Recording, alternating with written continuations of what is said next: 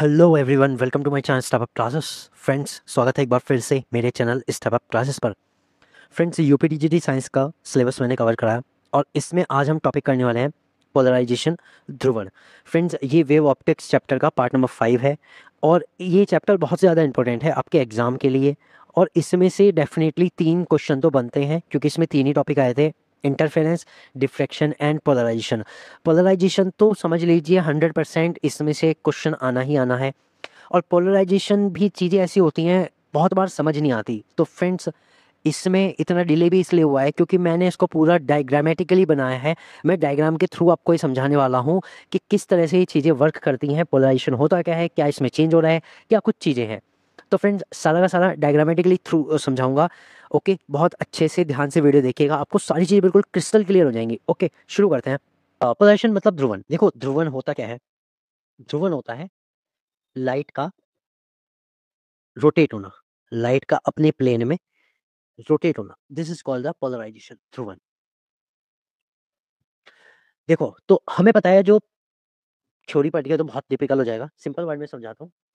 हमें पता है जो ऑर्डिनरी लाइट होती है, उसके जो पार्टिकल्स होते हैं वो सभी प्लेन में वाइब्रेशन करते हैं। मतलब कि अगर वो लाइट है तो उसके जो वाइब्रेशन होंगे सभी प्लेन में वाइब्रेशन करते हैं। ठीक है।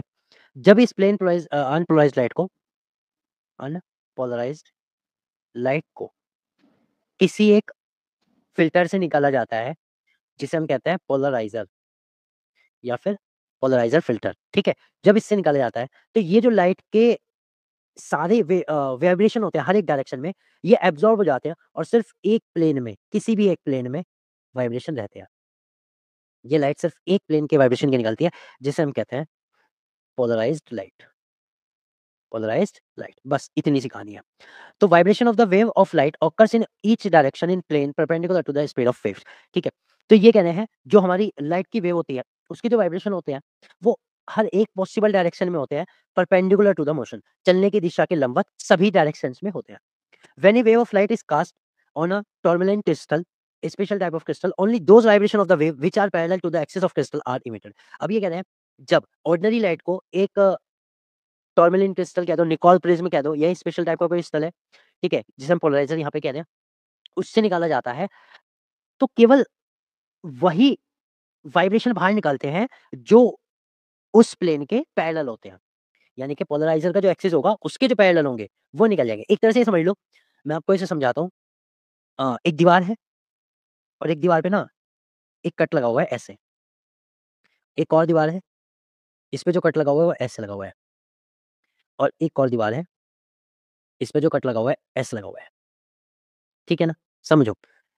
अब इसमें से अगर वाइब्रेशन निकलेगी, ये फ़िल्टर है, मान लो फ़िल्टर है अब पोलराइज़र, तो इसमें से जो वाइब्रेशन निकलेगी, क्योंकि लाइट जो जाएगी वो तो हर एक वाइब्रेशन की जाएगी, लेकिन जब इसमें से पार हो जाएगी, तो वो जो पार हो जाएगी वो केवल ऐसे वाले वाइब्रेशन की जाएगी। समझ रहे हो ना? ठीक है। इसमें से जो पार होके जाएगी वो कैसे जाएगी? वो कैसे जाएगी बताओ? वो ऐसे वाले की जाएगी। मतलब सीधी जाएगी तो ऊपर नीचे, अप एंड डाउन। ओके, और इस वाली की कैसे जाएगी? इस वाले की एक पर्टिकुलर प्लेन के ऐसे जाएगी, किसी भी एंगल पे। समझ रहे हो? तो यहाँ पर भी वही बात कह रहा है कि जो भी उस एक्सिस के पैरेलल होती हैं, वो तो निकल जाती हैं, और जो उस एक्सिस के पैरेलल नहीं होती, वो सारी की सारी एब्ज़ॉर्ब हो जाती हैं। And this light is called the plane polarised light. और इसी लाइट को हम क्या कहते हैं? Plane polarised light. ठीक है? And this phenomena is known as the polarisation of light. और इस फेनोमेना को हम क्या कहते हैं? प्रकाश का ध्रुवण। समझ गए? तो कुल मिला के ये समझ लो, लाइट के वाइब्रेशन हर एक स्पेस में, हर एक जितने भी पॉसिबल प्लेन है सब में वाइब्रेशन कर रहे थे। आपने फ़िल्टर करके एक प्लेन के निकाल लिया। तो जो फ़िल्टर करके लाइट निकाली उसे हम क्या कह रहे हैं? Plane polarised light. अब देखो यहाँ पर क्या हो रहा है, ये अनपोलराइज्ड लाइट है, जो कि इस फ़िल्टर में अंदर जा रही है, इसको हम कहते हैं पोलराइज़ेशन फ़िल्टर, ठीक है? और ये फ़िल्टर पोलराइज़ेशन भी कैसा है? वर्टिकल वाला। आप देख लो इसकी लाइनें कैसी हैं? वर्टिकल है कि नहीं? तो ये जो वर्टिकल फ़िल्टर है, इसमें से जो पास होगी सिर्फ़ वर्टिकल लाइन्स पास होंगी। This is called the linear polariser light with one plane of oscillation. ठीक है? तो यहाँ से जो लाइट निकली, इसे हम क्या कहते हैं? इसे हम कहते हैं प्लेन पोलराइज़्ड लाइट। ठीक है? एक चीज़ तो समझ में आ गई, बहुत ईज़ी सी। डिफरेंशिएट कर लोगे प्लेन पोलराइज्ड लाइट और अनपोलराइज्ड लाइट में क्या होता है। तो अध्रुवित और ध्रुवित प्रकाश क्या हो गया? अध्रुवित प्रकाश में vibration occurs in all direction. जो वाइब्रेशन होता है सभी डायरेक्शंस में होते हैं। और जो प्लेन पोलराइज्ड लाइट होती है उसमें vibration are perpendicular to the direction of propagation, चलने की दिशा के लंबवत होते हैं बस। ठीक है? किसी एक दिशा में होता है, चलने की दिशा के लंबवत होते हैं। ये इसमें कहानी है प्लेन पोलराइज्ड लाइट और अनपोलराइज्ड लाइट की। अब बात करते हैं 2 चीज़, एक होता है कंपन तल और एक होता है ध्रुवण तल। यहाँ से एक बार पूछा गया था तो इसलिए मैं बता रहा हूँ, क्योंकि इसमें भी कन्फ्यूज़न कई बार हो जाता है, तो बहुत ईज़ी है, कोई इतनी बड़ी इसमें कोई चीज़ नहीं है, तो इसलिए मैंने कलर से भी दिखाया। देखो, ये अनपोलराइज्ड लाइट है, ये एक फ़िल्टर है, हेक्सागोनल वाला फ़िल्टर है, या पोलराइज़र मैं इसे बोलूँगा। पोलराइज़र सही है क्योंकि आगे भी पोलराइज़र ही पढ़ना है। तो ये पोलराइज़र था, जब लाइट इसमें से पास होगी, तो हमें पता है जो लाइट निकलेगी वो पोलराइज़्ड निकलेगी, ठीक है? अब इस वाले पिंक वाले पार्ट को ई, एफ, जी, एच को, तो ये मानो ये ना फ्लैट ज़मीन की तरह है, फ्लैट ज़मीन की तरह। और फिर जो ये पार्टिकल मोशन कर रहे हैं ना, ये अप एंड डाउन कर रहे हैं, समझ रहे हो? आपने अपने हाथ में एक कागज़ पकड़ा हुआ है सीधा, ये तो है ई, एफ, जी, एच, और इस कागज़ के अंदर आपने पेन पार करा दिया, पेन अंदर पार करा दिया, ये समझ लो। इसमें से पेन पार करा दिया, तो वो कैसे हुए? Up and down, vertical motion में आ गए, ठीक है? This light is called the polarised light, ठीक है? अब मुझे बताओ इसके वाइब्रेशन का प्लेन क्या होगा? भई अप डाउन ही तो होगा, that is perpendicular to the plane of polarization, समझ गए? ठीक है? तो वह तल जिसमें वैद्युत वेक्टर के कंपन की दिशा तथा प्रकाश के चलने की दिशा दोनों ही स्थित हों, कंपन तल कहलाता है। अब देखो, प्रकाश कैसे जा रहा है? सीधे जा रहा है, और इस प्लेन ऑफ वाइब्रेशन में क्योंकि ये रेक्टेंगुलर है, तो सीधी भी दिशा है और ऊपर की दिशा भी है। आगे की एक तरह से चौड़ाई भी है और ऊँचाई भी है, तो दोनों हो गई ना, समझ गए? एक प्लेन नहीं है ये, 2 प्लेन हो गए, एक एक्स और एक वाई। ये समझ लो एक्स में तो लाइट चल रही है और वाई में वाइब्रेशन हो रहा है। एक्स में लाइट चल रही है और वाई में वाइब्रेशन हो रहा है। समझ में आई बात? ठीक है? तो ये चीज़ हो गई। तो इसे हम क्या कहते हैं? Plane of vibration. अब ध्रुवण तल क्या होता है? The plane in which the direction of propagation of light lies but no direction of vibration is called the polarization plane. अब देखो, इस वाले फ्लैट की बात करता हूँ, तो इस वाले फ्लैट में भी अगर मैं देखूँ, तो प्रोपगेशन ऑफ लाइट तो है, क्योंकि एच और जी या फिर ई और एफ की डायरेक्शन में प्रोपगेशन तो हो रहा है, लेकिन वाइब्रेशन नहीं हो रहा, क्योंकि वाइब्रेशन अप एंड डाउन है, उसके परपेंडिकुलर है। ठीक है? तो प्लेन ऑफ पोलराइज़ेशन क्या होता है? जिसमें वाइब्रेशन ना हो, बस इतना ध्यान रखना है। ठीक है? तो प्लेन ऑफ पोलराइज़ेशन में वाइब्रेशन नहीं होते। Okay?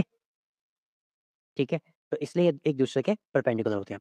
So there are no vibration of light in this plane and the polarization plane is perpendicular to the vibration plane. इसलिए जो पोलराइज़ेशन प्लेन होता है, वो वाइब्रेशन प्लेन के परपेंडिकुलर होता है। समझ में आया? अच्छा लगा जान के ये चीज़? अब आते हैं पोलराइज़ेशन के मेथड। पोलराइज़ेशन कैसे-कैसे हो सकता है? इस पे भी एग्ज़ाम में डायरेक्ट क्वेश्चन कई बार आ जाते हैं। तो फ्रेंड्स, जनरली 4 फेनोमेना हैं जिनके थ्रू हो सकता है। पहला है पोलराइज़ेशन बाय ट्रांसमिशन। ट्रांसमिशन का मतलब क्या? ट्रांसमिशन का मतलब है किसी चीज़ से गुज़ारना, किसी भी चीज़ से गुज़ारा और उससे हो गया। अब ये कैसे हो सकता है? मान लो कोई ऐसा मटेरियल है जिसमें से हमने लाइट पास कराई और उसने लाइट पास में से केवल बहुत ही कम लाइट उसमें से पास हुई और सारी लाइट को उसने एब्ज़ॉर्ब कर लिया। उसने सारी लाइट को एब्ज़ॉर्ब कर लिया और एक कोई पर्टिकुलर कलर की लाइट पास हो गई, या फिर एक पर्टिकुलर प्लेन वाली लाइट पास हो गई, तो इसे हम क्या कहते हैं? Polarization bye transmission. इसे हम डायक्रोइज़्मिक भी कहते हैं या सिलेक्टिवली एब्ज़ॉर्प्शन भी कहते हैं। So certain material polarizer absorb light vibrating parallel to one axis and transmit light vibrating perpendicular to it. Okay, अब इसमें क्या होगा? ये जो होते हैं, जो पैरेलल वाले होते हैं, उन्हें तो एब्ज़ॉर्ब कर लेते हैं और फिर जो परपेंडिकुलर होते हैं, उसे निकाल देते हैं। सिंपल सी बात। तो ये होता है पोलराइज़ेशन बाय ट्रांसमिशन। सिंपल सा है, कोई इसमें बड़ी बात नहीं। अब बात पढ़ते हैं polarization by reflection. When unpolarized light reflects off a non-metallic surface, it become partially or completely polarized. It is fully polarized at Brewster angle. अब ये क्या होता है? देखो, ऐसा नहीं होता सिर्फ कि पोलराइज़ेशन में से लाइट पास होने के बाद ही पोलराइज़्ड होती है, नहीं। एक घटना होती है रिफ्लेक्शन की, उसके थ्रू भी लाइट का पोलराइज़ेशन होता है। और ये घटना मैं आपको कह सकता हूँ आपने कभी ब ना कभी यूज़ की होगी, लेकिन आपको पता नहीं है। चलो बताते हैं। क्या आपने सोलर इक्लिप्स देखा है? जिसे हम सूर्य ग्रहण कहते हैं, सोलर इक्लिप्स। तो सोलर इक्लिप्स में हम क्या कर सकते हैं, जब भी सोलर इक्लिप्स होता है, तो पानी की परात लेकर के, मान लो ये पानी की परात ली, उसमें बहुत ही कम पानी को आपको भरना है, बहुत ही कम, ठीक है? और जब इस पर सूर्य की रोशनी आएगी, तो ये क्या करेगा, ये वाटर उसमें से काफ़ी लाइट फ़िल्टर कर देता है और सिर्फ़ आपको प्लेन पोलराइज़्ड लाइट मिलती है। आप करके देखना, उसमें से ना जो बहुत एक्स्ट्रा लाइट है वो सारी चली जाएगी और बिल्कुल एक क्लियर इमेज आपको दिखाई देगी। इधर-उधर की कोई भी लाइट आपको दिखाई नहीं देगी। तो एक तरह से उस लाइट का भी क्या हो गया? पोलराइज़ेशन हो गया। तो ये पोलराइज़ेशन किस-किस के थ्रू होता है? पोलराइज़ेशन बाय रिफ्लेक्शन वाटर में होता है, ग्लास में होता है, काफ़ी सारे मटेरियल से होता है। ठीक है फ्रेंड्स, क्लियर हुआ? तो ज़्यादातर मटेरियल से जो पोलराइज़ेशन होता है वो पोलराइज़ेशन बाय रिफ्लेक्शन होता है। ओके, अब बात करते हैं polarization bye refraction, double refraction और birefringence. Certain crystal split unpolarized light into two perpendicular polarized ray due to the different speed. अब देखो हमें पता है लाइट के पार्टिकल्स की स्पीड अलग-अलग है, वो हम प्रिज्म में समझ चुके हैं। प्रिज्म में मैंने बताया था ना कि लाइट के पार्टिकल्स की स्पीड अलग-अलग है। अब सुनो, जब लाइट के पार्टिकल की स्पीड अलग-अलग है, मान लो एक लाइट है जो 2 कलर से मिलके बनी है। मैं इसे 2 कलर से मिलके बना देता हूँ, ऐसे। अब दोनों की स्पीड अलग-अलग है। मुझे बताओ, एक तो जाएगी सीधी और दूसरी कैसे जाएगी? थोड़ी-सी बेंट होके जाएगी। हाँ या ना? ये जाएगी, नहीं जाएगी? तो क्या मैं ये कह सकता हूँ कि ये जो लाइट मुझे मिली वो पोलराइज़्ड लाइट है? क्योंकि मैंने बाकी लाइट में से इसको अलग कर लिया, फ़िल्टर कर लिया। तो जो मिल रही है वो एक ही प्लेन लाइट ही तो मिल रही है, एक ही कलर की मिल रही है या फिर एक ही वाइब्रेशन वाली तो मिल रही है, एक पर्टिकुलर वेवलेंथ वाली। तो वो लाइट क्या हो गई? पोलराइज़्ड हो गई, बाकी जो है फ़िल्टर हो गई। तो it is polarisation bye refraction बस। और रिफ्रैक्शन में फेनोमेना क्या होती है? स्पीड चेंज हो जाती है।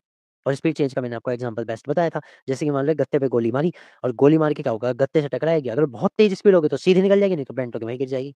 सेम चीज़, समझ गए? तो कुछ क्रिस्टल अध्रुवित प्रकाश को अलग-अलग गति के कारण 2 लंबवत ध्रुवित किरणों में विभाजित करते हैं। अब इसमें से जो हमें चाहिए वो पोलराइज़्ड लाइट, जो नहीं चाहिए वो अनपोलराइज़्ड लाइट, और उसे बाहर निकाल दो, बस। 4th point, polarization by scattering. Scattering के थ्रू, स्कैटरिंग क्या होता है? प्रकाश का बिखरना, ठीक है? फैलना। तो light scattered by small particle in the atmosphere become partially polarised. छोटे कणों जैसे वर्तमान में द्वारा बिखरा हुआ वातावरण में जो छोटे कण होते हैं ना वो, उनके द्वारा क्या होता है कि वो बिखरे रहते हैं। तो जब उन पे प्रकाश पड़ता है, तो वो प्रकाश को बिखेर देते हैं चारों तरफ, जिसके कारण जो लाइट है वो थोड़ा-सा ध्रुवित हो जाता है, पोलराइज़्ड हो जाता है। समझ गए? भाई जो पार्टिकल होते हैं, वो ऐसा तो नहीं ना बिल्कुल एक पर्टिकुलर सीधी रेखा में स्कैटर करेंगे। वो तो कहीं भी कर सकते हैं, किसी भी डायरेक्शन में कर सकते हैं, जिसके कारण लाइट क्या हो जाती है? पोलराइज़्ड हो जाती है। समझ में आया? अच्छा लगा? हाँ, स्कैटरिंग में कैसे समझो, देखो मान लो ये एक बहुत छोटा-सा पार्टिकल है, 1 पार्टिकल, ये 2 पार्टिकल, ये 3 पार्टिकल, 1, 3, 4, 5, 6, 7, 8, 9, 10, 11, 12, बहुत सारे। अब एक लाइट आई, मुझे बताओ लाइट आई ऐसे, अब ये लाइट इधर से आई, ये जो पार्टिकल है, वो डस्ट पार्टिकल भी हो सकता है, वाटर वेपर का भी हो सकता है, ठीक है? किसी गैस का भी हो सकता है, वातावरण में तो सारी चीज़ें, एटमॉस्फेयर में तो सारी चीज़ें।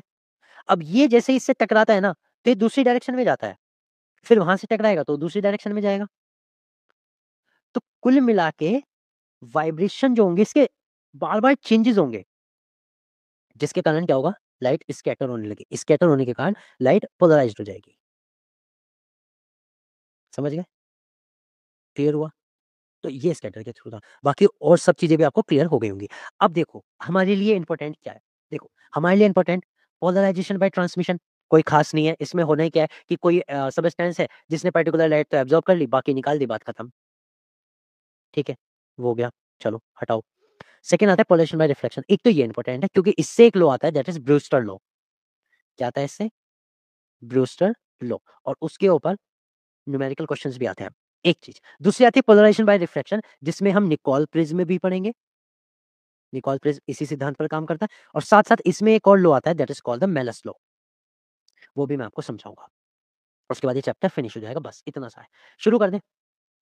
हम पढ़ने वाले हैं ब्रूस्टर लॉ, ब्रूस्टर का नियम। ब्रूस्टर के नियम में देखो होता क्या है?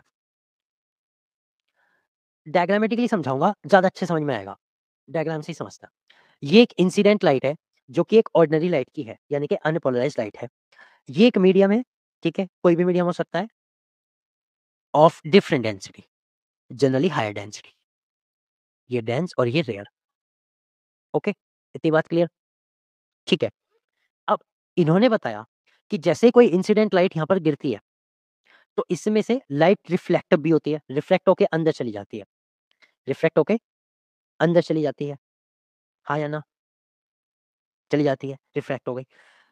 अब इन्होंने कहा एक एंगल ऐसा भी होता है जिसपे लाइट रिफ्रैक्शन के साथ-साथ रिफ्लेक्ट भी होती है।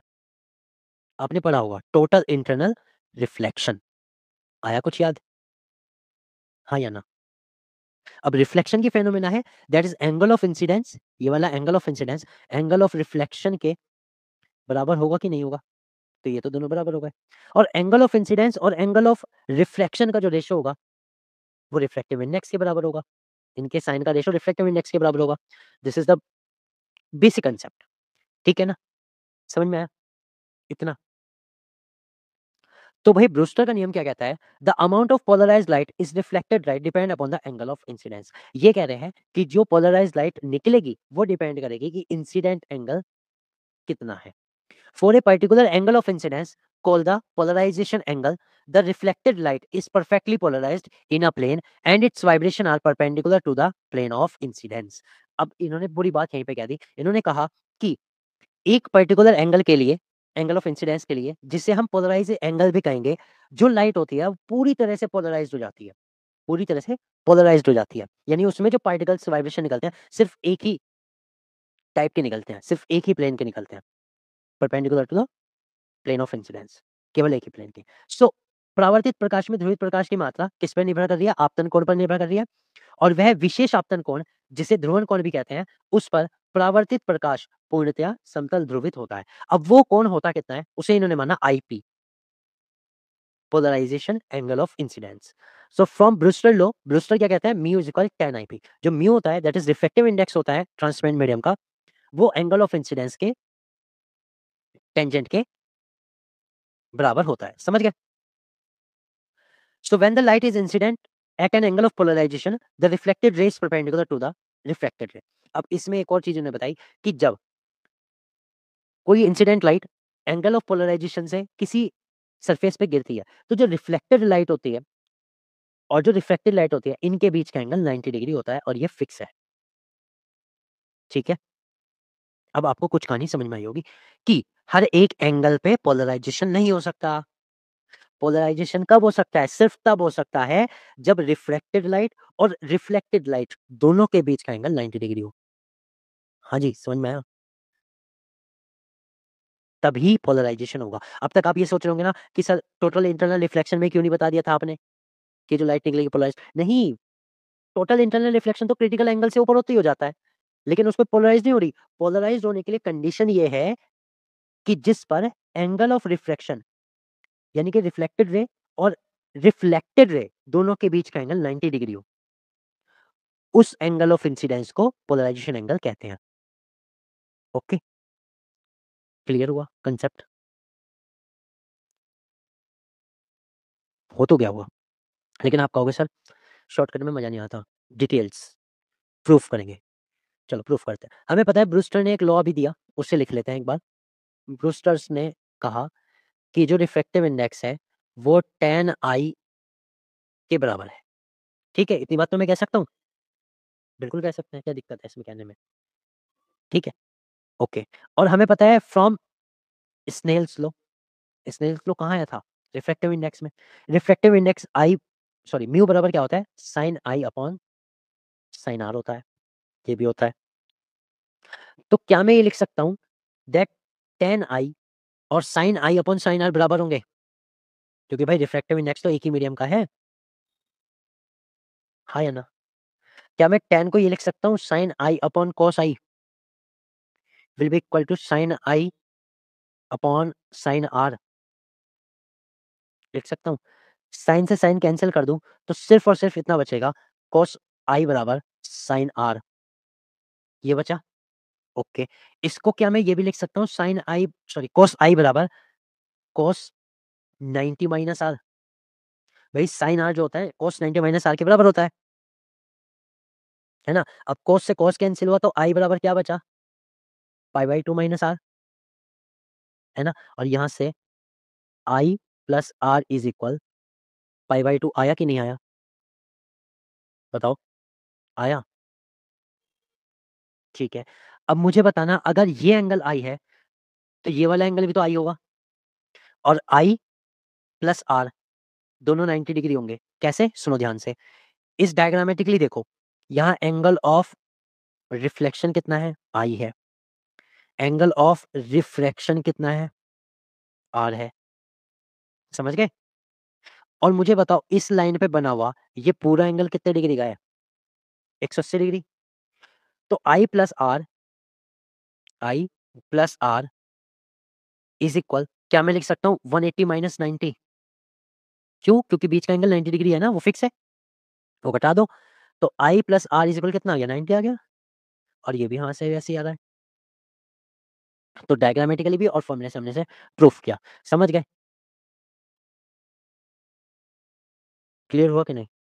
अब एग्जाम में क्वेश्चन क्या आता है? एग्जाम में क्वेश्चन सबसे पहले आता है, आपको एंगल ऑफ इंसिडेंस देंगे, आपको निकालना पड़ेगा mu, that is refractive index of medium 1। Okay, medium 1 का रिफ्रैक्टिव इंडेक्स है, ये भी ध्यान देना, 2 का नहीं है ये, 1 का है। ठीक है, एक चीज। सेकंड थिंग, आपको एंगल ऑफ इंसिडेंस दे देंगे, एंगल ऑफ रिफ्लेक्शन निकालना पड़ेगा। ठीक है, एंगल ऑफ रिफ्रैक्शन दे सकते हैं, पोलराइजेशन एंगल निकालना पड़ेगा, दैट इज एंगल आई निकालना पड़ेगा। तो ये सब चीजें इसमें आती हैं। अब इतना तो हमने कर लिया।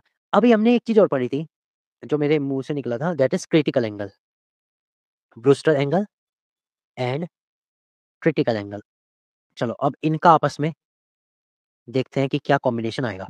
ठीक है, तो आई बराबर नहीं, टेन आई, टेन आई बराबर क्या होता है, म्यू होता है कि नहीं, अकॉर्डिंग टू ब्रूस्टर लॉ। तो टेन आई बराबर, क्या मैं ये लिख सकता हूँ N2/N1? क्योंकि मैंने क्या कहा, म्यू किसका रिफ्लेक्टिव इंडेक्स है, मीडियम 1 का, और मीडियम 1 का है तो मीडियम 1 की स्पीड नीचे आएगी, 2 के ऊपर आएगी। ओके, अब क्रिटिकल एंगल की बात करते हैं। क्रिटिकल एंगल का फॉर्मूला क्या होता है, जल्दी से बता दो। क्रिटिकल एंगल का फॉर्मूला होता है sine C is equal mu, 1/म्यू, सॉरी, यही तो होता है, बताया था मैंने, क्रिटिकल एंगल। ठीक है, तो क्या मैं ये लिख सकता हूँ sign C is equal 1/N2/N1? तो क्या मैं ये लिख सकता हूँ साइन सी बराबर N1/N2? लिख सकता हूँ, कोई दिक्कत नहीं है।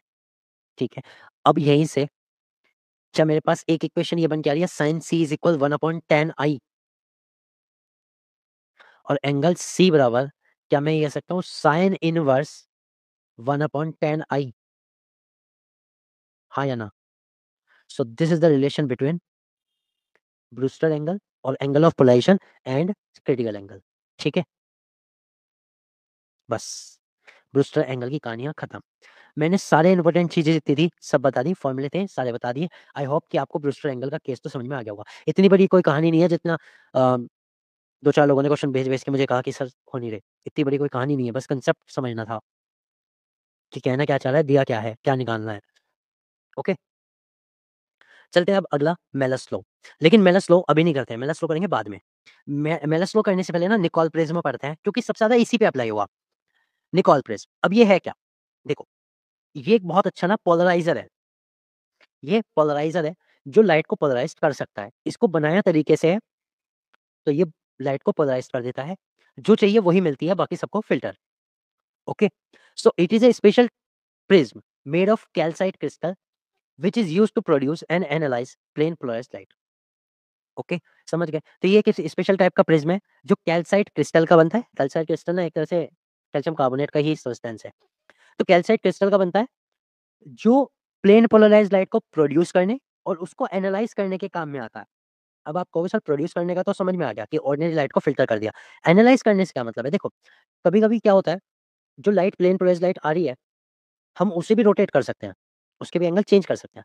तो ये जो होता है ये उसके भी काम आता है, एंगल चेंज करने में, इंटेंसिटी को जाँचने में, कम है, ज़्यादा है, ये सब काम में आता है। ठीक है? So it is used to produce and analyse the plane polarised light. एक चीज़ हो गई। It is consist of calcite crystal, naming कर दो A, B, C and D, which has a length and width ratio of 1:3। 1:3 का इसमें लंबाई और चौड़ाई का रेशियो होता है। The angle is the main section of the crystal are cap 68 degree and 112 degree. ये वाला एंगल 68 और फिर ये वाला कितना हो जाएगा 112 डिग्री। ओके, इतना होता है, क्योंकि थोड़ा सा सीधा कट नहीं है, यही थोड़ा सा डिजाइनिंग में कट है। ओके, इसलिए the crystal are then thin cut into two pieces A D and a thin layer of transparent liquid is Canadian balsam attach between them. अब क्या होता है कि इसको तिरछा काटा जाता है। तिरछा मतलब ए से डी तक का काटा जाता है 2 पार्ट में, और काटने के बाद इनके बीच एक लेयर बना दी जाती है, एक सब्सटेंस की, जिसे हम कहते हैं कनाडा बाल्सम। क्या कहते हैं? Canada balsam. इसकी लेयर बना दी जाती है। अब ये जो होता है सब्सटेंस, ये भी एक तरह से बहुत अच्छा लाइट को पोलराइज़ करने वाला सब्सटेंस है। ओके, ठीक है? तो निकोल प्रिज़्म हो गया। अब इसका कार्य क्या है? इसका पहला कार्य आता है ध्रुवक की तरह। अब देखो, अगर मैं यहाँ पे बताने बैठ गया, बहुत लंबा बैठेगा। मैं यहाँ से बताता हूँ। देखो, अनपोलराइज़्ड लाइट आई। फ्रेंड्स, डायग्राम खुद बनाए हुए हैं। इस चीज़ के लिए भी लाइक कर दिया करो। साइड डायग्राम खुद बनाता हूँ, जितनी भी हो सके मेहनत अपनी ओर से, ठीक है? तो लाइट आई, अनपोलराइज़्ड लाइट, ये जा रही है। तो अब क्या होगा, जैसे ही यहाँ पहुँचेगी इस पॉइंट पे, मैं आपको पॉइंट्स दिखाऊँगा। इस पॉइंट पर हमें पता है, जैसे किसी भी प्रिज़्म के अंदर या किसी भी ट्रांसपेरेंट मीडियम के अंदर लाइट एंटर करती है, लाइट रिफ्लेक्ट होती है। क्या होती है? रिफ्लेक्ट होती है। तो यहाँ पे क्या हो रहा है, एक तरह से रिफ्रैक्शन हो रहा है। पूरी कहानी समझना। क्या हुआ? रिफ्रैक्शन हुआ। अब जिस लाइट की स्पीड ज़्यादा होगी वो तो सीधी जाएगी, और जिस लाइट की स्पीड कम होगी वो मुड़ जाएगी। समझ गए? अब जिस लाइट की स्पीड कम है वो मुड़ गई, मुड़ने के बाद इस पॉइंट पे टकराई और बाहर आ गई। इस पॉइंट पे क्या हुआ? इस पॉइंट पे हुआ टोटल इंटरनल रिफ्लेक्शन। समझ गए? कनाडा बाल्सम की लेयर से टोटल इंटरनल रिफ्लेक्शन से वो बाहर आ गई। तो हमें सीधे-सीधे सामने क्या मिली? Polarised light. तो यहाँ पर निकोल प्रिज़्म किस तरह से वर्क कर रहा है? एज़ ए पोलराइज़र, यानी अनपोलराइज़्ड लाइट से पोलराइज़्ड लाइट प्रोवाइड कर रहा है। That's why it is called the polariser. Okay, ठीक है, समझ में आया? ईज़ी है। अब ये डायग्राम अगर बुक में देखोगे ना, तो शायद समझ में ना आए कि क्या दे रखा है। लेकिन मैंने इसको पूरा एक्सप्लेन आपको कर दिया। तो आई होप आपको बिल्कुल ईज़िली समझ में आ गया होगा, कोई दिक्कत नहीं, है ना?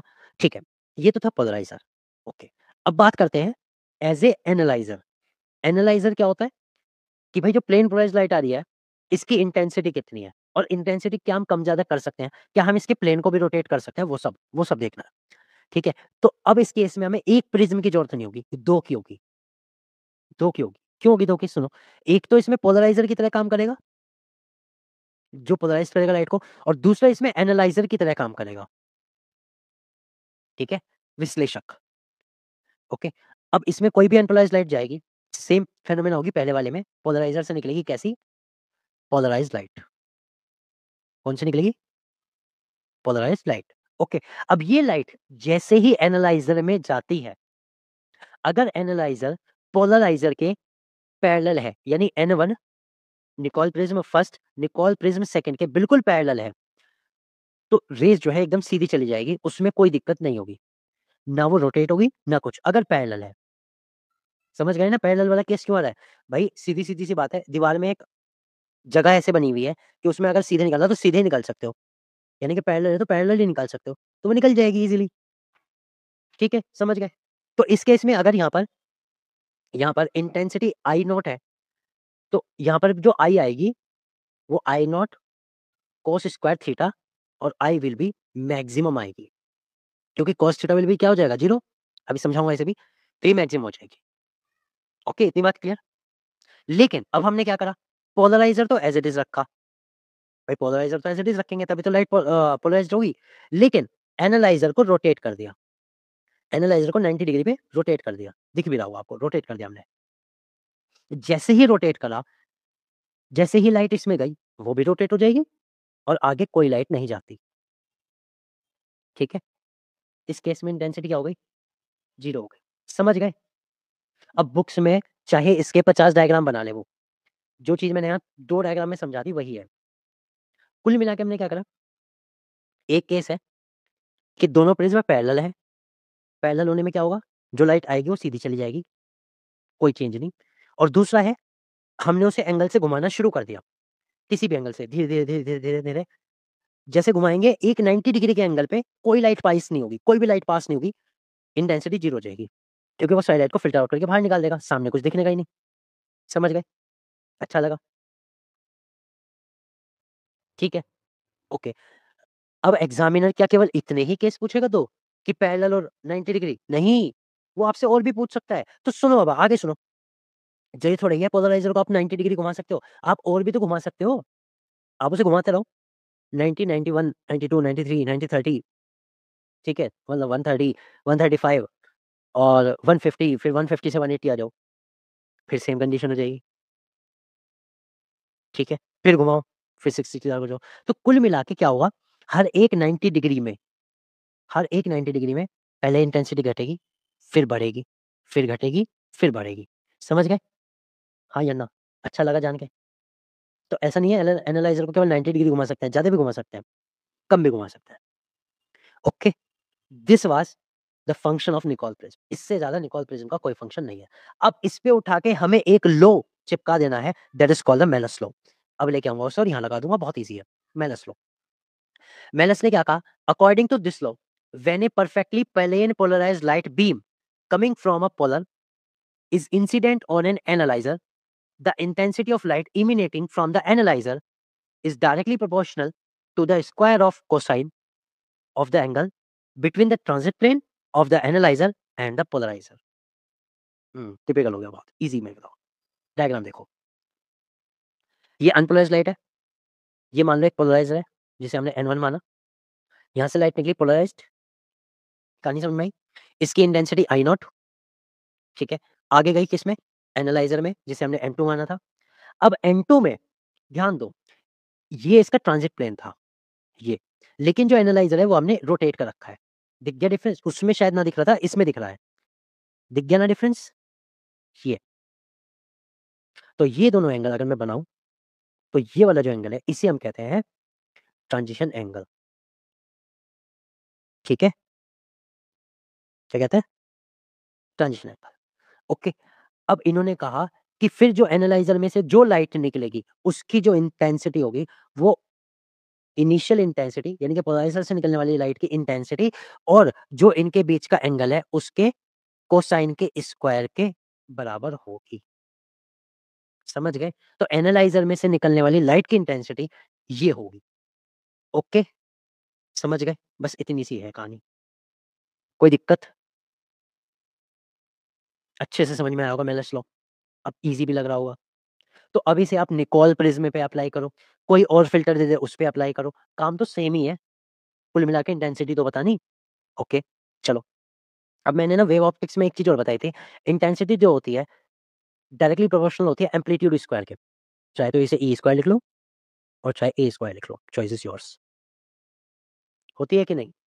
ये मैंने बताया था, ठीक है? तो क्या मैं ये लिख सकता हूँ कि E square will be equal to E not square cos square theta, cos square phi या थीटा जो भी है, फाई मान लो, फाई रख रखे हैं। तो E square will be equal to E not square cos square theta को मैं होल स्क्वायर कर दूँ, तो यहाँ पर ई की जगह मैं ये रख सकता हूँ आई, ई स्क्वायर की जगह आई भी तो रख सकता हूँ, तो आई विल बी क्या हो जाएगा?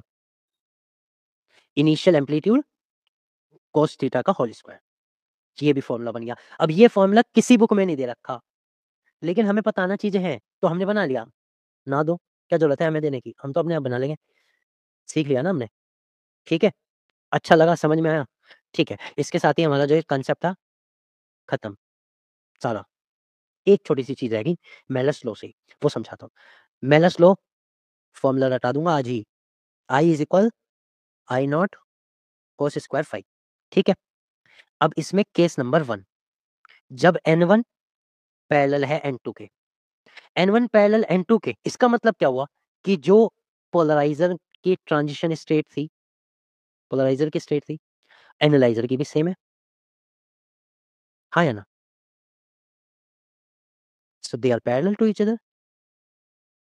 अब जब पैरेलल है, तो मुझे बताना फाइ बराबर कितना है? 0 डिग्री, 0 हो गया, ठीक है? तो I will be equal to I not cos square 0 degree और कॉस स्क्वायर 0 डिग्री है, तो आई बराबर क्या हो जाएगा? जल्दी से बता दो मुझे।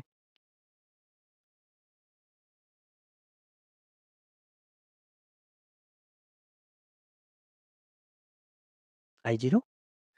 हाँ, बिल्कुल सही, आई 0 क्योंकि कॉस स्क्वायर 0 डिग्री की वैल्यू क्या होती है? 1 होती है, तो ये 1 हो गया। That will be I is equal I not. It means जो यहाँ से पोलराइज़र से निकलने वाली पोलराइज़र से निकलने वाली लाइट की इंटेंसिटी के बराबर है और हम ये कह सकते हैं मैक्सिमम है, क्योंकि इससे ज़्यादा तो हो ही नहीं सकते फिर। भाई एनालाइजर में से निकलने के बाद मैक्सिमम ही है, जितनी पोलराइजर में से निकली उतनी एनालाइजर में से निकली, मैक्सिमम है। केस खत्म। बस।